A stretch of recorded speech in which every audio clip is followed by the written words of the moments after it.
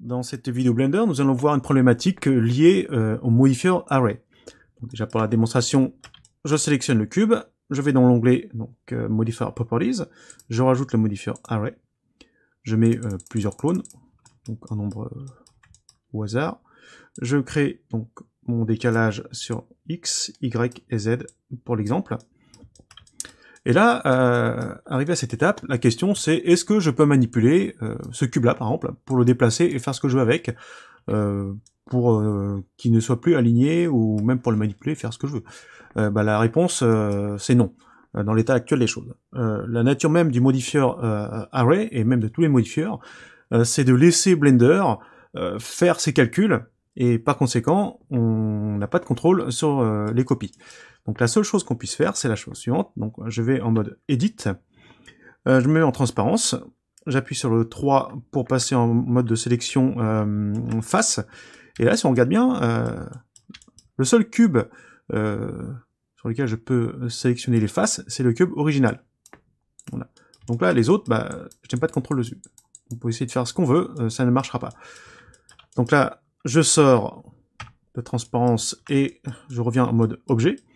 Donc là, il va y avoir plusieurs solutions afin de pouvoir manipuler ces sous-éléments. Parce que là, si on regarde bien, et ce qu'il faut bien comprendre, c'est que là, actuellement, on a un seul objet, donc qui s'appelle cube, sur lequel on a appliqué un modifier array. Et donc là, tous les éléments, tous les cubes que l'on voit actuellement, font partie d'un seul et même objet. Hein, là, c'est une seule et même chose. Et en plus, c'est généré par un modifier array. Donc là, maintenant, ce qu'on va faire, c'est qu'on va aplatir le modifier array, donc en sélectionnant l'objet, CTRL plus A, et je clique sur l'option Visual Geometry to Mesh. Voilà. Donc là, la pile de modifier s'est aplatie, elle s'est appliquée sur l'objet.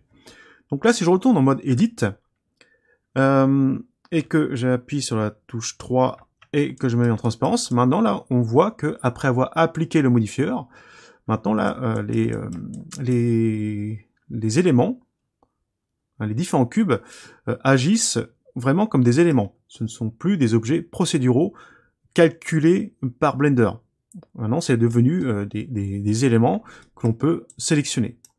Donc évidemment, là, vous pourrez me dire, bon bah maintenant c'est bon, on peut sélectionner le cube, hop, et le déplacer. Oui, ça peut convenir pour certaines manipulations, mais on va aller un petit peu plus loin et faire en sorte de séparer tous ces éléments. Donc maintenant, comment faire pour séparer les éléments? Donc là, toujours en mode Edit et en mode sélection face, j'appuie sur la touche A pour sélectionner tous les éléments, clic droit, et là, vous avez dans le menu contextuel l'option Separate, et on va faire un Separate by Loose Part. En cliquant ici, regardez bien ce qui va se passer. Voilà. Donc là, dans l'outliner, le système m'a créé autant d'objets qu'il y avait d'éléments dans l'objet, de sous-éléments dans l'objet cube.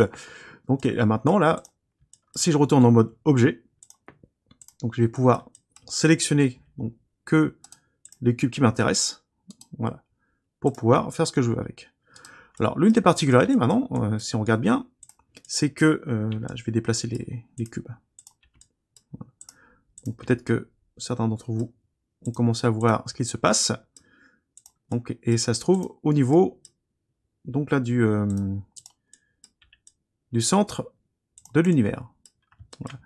Donc là, si on regarde bien, le point de pivot de ce cube, eh bien, en fait, il est ici. Bon, tout simplement, ce qui s'est passé, c'est que avant que je ne déplace ce cube, son point de pivot, il était au niveau du premier cube, donc le cube d'origine. Donc pas de panique. Pour régler ce problème, bien, simplement ce que je fais, c'est que je sélectionne mes cubes. Ensuite, je vais sur le menu Object, Set Origin, et je viens sur l'option Origins to Geometry. Voilà. Donc maintenant là, on a replacé les points de pivot sur chaque objet. Et voilà. Donc maintenant là, on a une scène dont les objets ont été générés avec le modifier Array et qui sont des objets indépendants.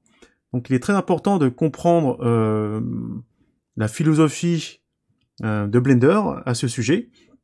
Donc, parfois, ce sera bien d'avoir donc nos arrays qui sont dans un seul et même objet, mais parfois, on vous souhaitera les séparer pour avoir des objets complètement indépendants et qu'on pourra modifier à notre goût et faire ce que l'on veut avec.